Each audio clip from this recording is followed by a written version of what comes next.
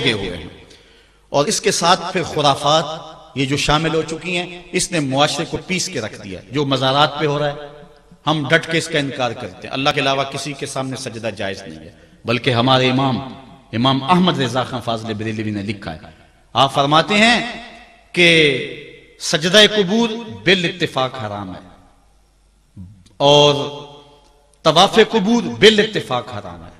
زیارت قبور بالاتفاق جائز ہے، بوسہ قبور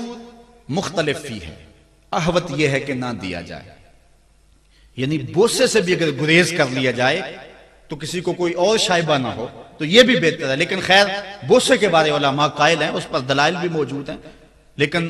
قبروں کے سامنے یوں ہی کھڑے ہو جانا اور کھڑے ہو کر کے یوں سر جھکانا یہ جائز نہیں ہے۔ علامہ اقبال کہتے ہیں کبھی تم نے دیکھا کوئی کتا بھی کسی کتے کے آگے سر جھکاتا ہو؟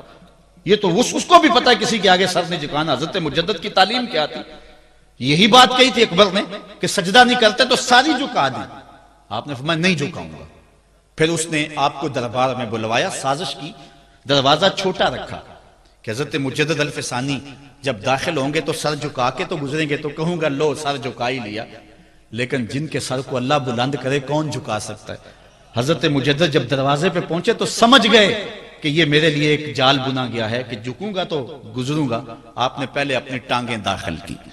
تو اقبال خراج پیش کرتا ہے، حاضر ہوا میں شیخ مجدد کی لحد پر، وہ خاک کے زیر فلک مطلع انوار، گردن نہ جھکی جس کی جہانگیر کے آگے، جس کے نفس گرم سے ہے گرمی احرار، وہ ہند میں سرمایہ ملت کا نگہبان، اللہ نے بر وقت کیا جس کو خبردار۔ اس لیے کسی کو اپنے سامنے جھکانا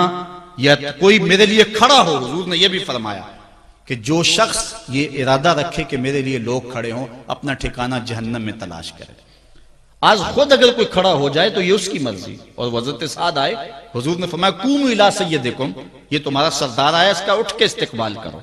لیکن اگر کوئی خود چاہے کہ میرے لیے کھڑے ہوں تو اس کے لیے یہ وعید فرمائی۔ اس طرح اگر تمہارے کوئی ہاتھ چوم لیتا ہے لیکن ہاتھ چومنے کے بغیر یوں گردن جھکانا یہ درست نہیں ہے، لیکن ہاتھ چومنے کے لیے تو وہ صحابہ کے عمل سے ثابت ہے، لیکن اگر کوئی چاہے کہ میرے ہاتھ چومے جائیں اور اگر جو نہیں چومتا تو اس سے ناراض ہو جاتے ہیں۔ میں ایک دفعہ ایک صاحب کو ملنے گیا تو ہم ہر شخص کے ہاتھوں نہیں نہ چومتے، آخر جو ہے وہ کسی کے ہاتھ چومنے ہو تو پھر کچھ دیکھنا بھی تو ہوتا ہے، دل اسے دے دیں جو دل بر ہی نہ ہو،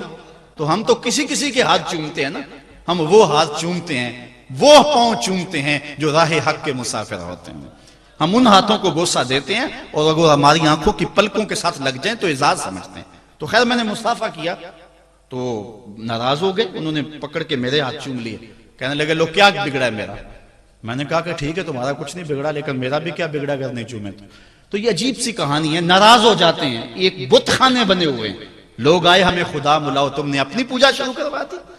لوگ آئے کہ خدا کا نام جپا جائے اور تم صرف اپنی ہی خوشامد چاہتے ہو، ہر وقت تمہارا ہی ذکر ہو۔ میں کتنے آراس کو جانتا ہوں جہاں اللہ رسول کا ذکر نہیں ہوتا، پیر کا ہی ذکر ہوتا ہے، کرامتیں بیان ہوتی ہیں۔